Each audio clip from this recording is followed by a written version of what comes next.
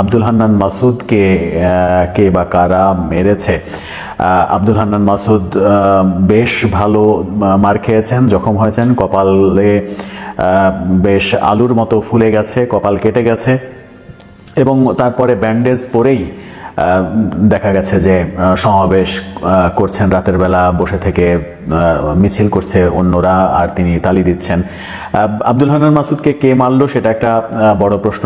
তখন ভারত থেকে একটা গুরুতর খবর এসেছে, ভারতের বিদেশমন্ত্রী জয়শঙ্কর শেখ হাসিনাকে নিয়ে ভারতীয় পার্লামেন্টে একটা মন্তব্য করেছেন, যে মন্তব্যটা ভয়াবহ রকমের মন্তব্য। সেই আলোচনাটা করবই।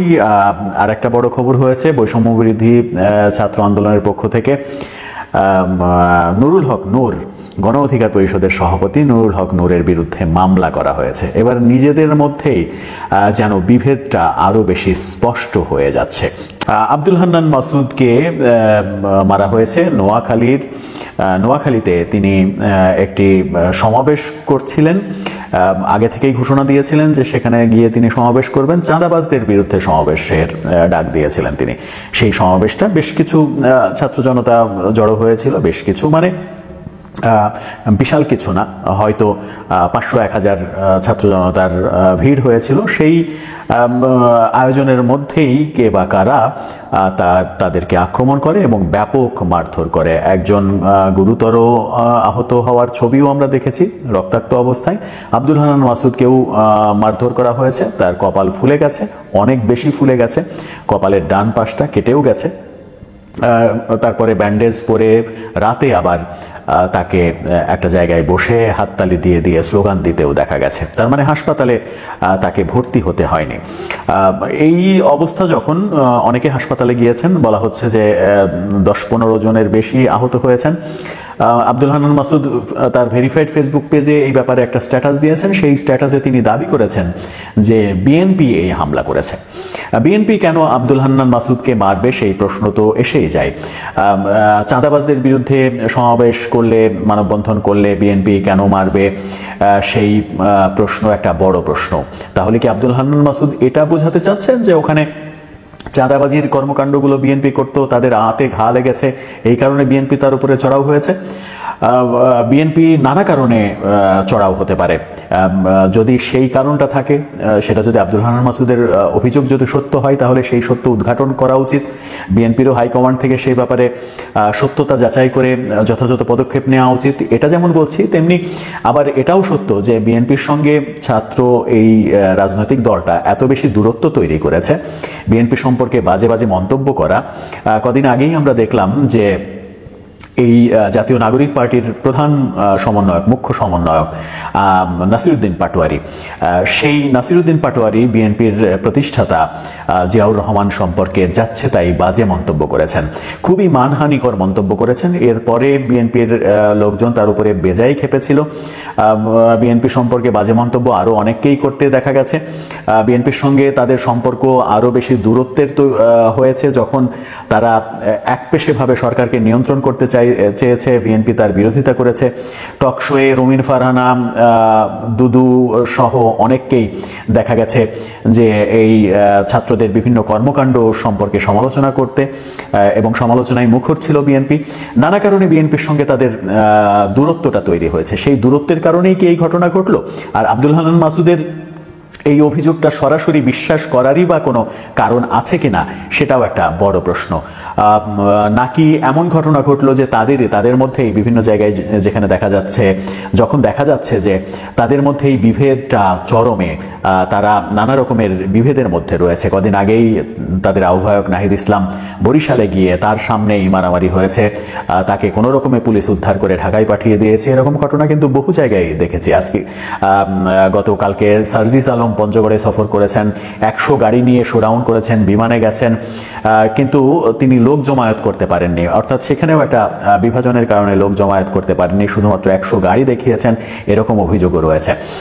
নিজেদের মধ্যে অন্তর্কন্দলের কারণে এটা হলো কিনা, সেটাকে ঢাকতেই বিএনপিকে দোষ চাপানো হচ্ছে কিনা, সেই ব্যাপারেও নিশ্চয়ই খোঁজ খবর নেওয়া উচিত। যেটাই ঘটে থাকুক, যে কোনো ধরনের মব, যে কোনো ধরনের ইনজাস্টিস কোনোভাবেই দেশে কাম্য নয়। যে মবতন্ত্র তারা এতদিন চালিয়েছে, সেই মবতন্ত্রের কবলে তারাই এখন পড়ছে। সারা দেশেই বিভিন্ন জায়গা থেকে ছাত্র সমন্বয়কদের গ্রেপ্তারের কথা আসছে, তারা আক্রান্ত হচ্ছেন সেই খবর আসছে, নানা খবরই আসছে। খবরগুলো তলিয়ে দেখা উচিত, সরকারও নিশ্চয়ই এই ব্যাপারে সচেতন হবে।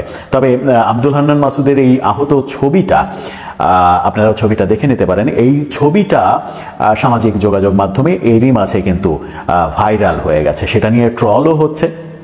যারা তার বিরোধী পক্ষ তারা সেটাকে নিয়ে নানাভাবে ট্রলও করছেন, সেই দৃশ্য আমরা দেখেছি। এই কথা যখন বলছি তখন ভারতের পররাষ্ট্রমন্ত্রী, যাকে বিদেশ মন্ত্রী বলা হয়, সেই প্রসঙ্গে একটু আসি, যে ভিডিওর সব থেকে আকর্ষণীয় অংশই বোধহয় এটা হবে। ভারতের বিদেশ মন্ত্রী পার্লামেন্টে, সরাসরি পার্লামেন্টে এবার শেখ হাসিনা এবং শেখ হাসিনা সরকার নিয়ে মন্তব্য করলেন। ভারতের মতো এত বড় একটা রাষ্ট্রের বিদেশ মন্ত্রী যখন এরকম মন্তব্য করেন, তখন অনেক প্রশ্নই আসতে পারে। অনেক প্রশ্ন আনা নিশ্চয়ই আমার কাজ না। আমার কাজ ব্যাপারটাকে উপস্থাপন করা, আপনাদের সামনে বিশ্লেষণ করা, এই তো সেটিই করতে পারে। পক্ষে বিপক্ষে অবস্থান সেটা আপনাদের দায়িত্ব, আপনারা কিভাবে ব্যাপারটাকে দেখবেন। ভারতের বিদেশ মন্ত্রী তাদের পার্লামেন্টে সরাসরি বললেন, শেখ হাসিনাকে সহিংসভাবে উৎখাত করা হয়েছে। অর্থাৎ শেখ হাসিনাকে উৎখাত করা হয়েছে এবং সেই উৎখাত করতে সহিংসতার আশ্রয় নেওয়া হয়েছে। ভুল পথ, কুপথ, এই পথের আশ্রয় নেওয়া হয়েছে, এমনটা ভারতের বিদেশ মন্ত্রী বললেন। যে আলোচনাটা এতদিন ধরে, গত 7 মাসেরও বেশি ধরে চলছিল, যে ভারত সরাসরি শেখ হাসিনাকে পুনর্বাসনের চেষ্টা করছে, শেখ হাসিনার পক্ষে অবস্থান করছে। এতদিন ভারত কিন্তু কোনো ধরনের শেখ হাসিনাকে নিয়ে, শেখ হাসিনার পতন নিয়ে কোনো মন্তব্য করেনি। আকারে ইঙ্গিতে অনেক কথা বলেছে, কিন্তু কোনো গুরুত্বপূর্ণ ব্যক্তি ভারতের সরকারের, তারা সরাসরি শেখ হাসিনার ব্যাপারে কোনো মন্তব্য করেননি। যে মন্তব্যটা এবার তিনি করলেন, জয়শঙ্কর, ভারতের বিদেশ মন্ত্রী, তিনি সরাসরি পার্লামেন্টে, তাও যেন তেন জায়গায় নয়, তার পার্লামেন্টেই তিনি কোনো একটা পর্যায়ে বললেন যে শেখ হাসিনাকে সহিংসভাবে উৎখাত করা হয়েছে। তার মানে শেখ হাসিনার উৎখাত এবং পরবর্তীতে ডক্টর ইউনূস সরকারের ক্ষমতা নেওয়াটাকে ভারত কোনোভাবেই অ্যাকসেপ্ট করছে না। এই অ্যাকসেপ্ট না করাটা কোন দিকে যাবে সেটা সময়ই হয়তো বলে দেবে। এই কারণেই অনেকদিন থেকে নানা রকমের কথা শোনা যাচ্ছিল যে ভারত এক ধরনের শেখ হাসিনার পক্ষে দুতিয়ালি করছে, আমেরিকার সঙ্গে সংযোগে শেখ হাসিনার পক্ষে অবস্থান করে শেখ হাসিনাকে আবার পুনর্বাসনের চেষ্টা করছে। ডক্টর ইউনূস সরকারের উপরে বিশ্ববাসী, বিশ্ব বিবেক যেন রেগে যায়, তার বিপক্ষে অবস্থান নেয়, সেরকম লবিং তারা করছে, সেই আলোচনাও কিন্তু রয়েছে। এবং ডোনাল্ড ট্রাম্প, নরেন্দ্র মোদী এক হয়ে বাংলাদেশের বর্তমান সরকারের বিরুদ্ধে অবস্থান করছেন। এই ব্যাপারগুলো, এই বার্তাগুলোও যখন স্পষ্ট, তখন জয়শঙ্করের এই মন্তব্যটা খুবই গুরুতর মন্তব্য। সেই কথা যখন বলছি, তখন শেষ বিষয়ে আসি। গণ অধিকার পরিষদের সভাপতি নুরুল হক নূরের বিরুদ্ধে এবার বৈষম্য বিরোধী ছাত্র আন্দোলন থেকে মামলা করা হলো। সেই মামলাটা যেটা করা হয়েছে সেটা হচ্ছে যে বৈষম্য বিরোধী ছাত্র আন্দোলনের নেতাদের মারধর, ক্লাব দখল করে চাঁদাবাজির অভিযোগে গণ অধিকার পরিষদের সভাপতি নুরুল হক নূর সহ 4 জনের নাম উল্লেখ করে অজ্ঞাত আরো 20-25 জনের বিরুদ্ধে মামলা করা হয়েছে। সোমবার রাতে, মানে আজকে রাতেই, বৈষম্য বিরোধী ছাত্র আন্দোলনের খুলনা মহানগর নেতা মোহাম্মদ নাঈম হাওলাদার বাদী হয়ে খুলনা থানায় এই মামলাটা করেছেন। খুলনা সদর থানায় এই মামলাটা করা হয়েছে। অর্থাৎ নুরুল হক নূর এখান থেকে গিয়ে খুলনাতে গিয়ে চাঁদাবাজি করেছে, মারধর করেছে, লাঠিসোঁটা নিয়ে, অস্ত্র নিয়ে হামলা করেছে।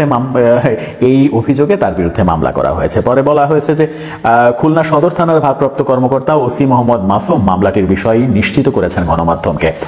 মামলায় অভিযুক্তরা হলেন গণ অধিকার পরিষদের কেন্দ্রীয় সভাপতি নুরুল হক নূর, খুলনা মহানগর শাখার সাধারণ সম্পাদক SK রাশেদ, স্থানীয় নেতা মোহাম্মদ জনি ও যুব অধিকার পরিষদের খুলনা মহানগর শাখার নেতা তাইজুল ইসলাম। এছাড়া 20-25 জনকে অজ্ঞাতনামা আসামি করা হয়েছে। মামলার এজাহারে বলা হয়েছে, বিবাদীরা স্থানীয় পঞ্চবিথি ক্লাব অবৈধভাবে দখল করে চাঁদাবাজি অসামাজিক কর্মকাণ্ড চালাতেন। স্থানীয়দের অভিযোগের প্রেক্ষিতে গত 18 মার্চ রাত 9:30টায় বাদী ও তার সংগঠনের কয়েকজন সদস্য অভিযুক্তদের অবৈধ কার্যকলাপের বিরুদ্ধে অবস্থান নেন। এতে আরো বলা হয়েছে, এ সময় নুরুল হক নূর মোবাইল ফোনে নির্দেশনা দিলে অন্য আসামিরা রড, দা, বাঁশের লাঠি ও কুড়াল নিয়ে হামলা চালান। হামলায় বাদী সহ আরো কয়েকজন আহত হন এবং পরে খুলনা মেডিকেল কলেজ হাসপাতালে তাদের চিকিৎসা দেওয়া হয়।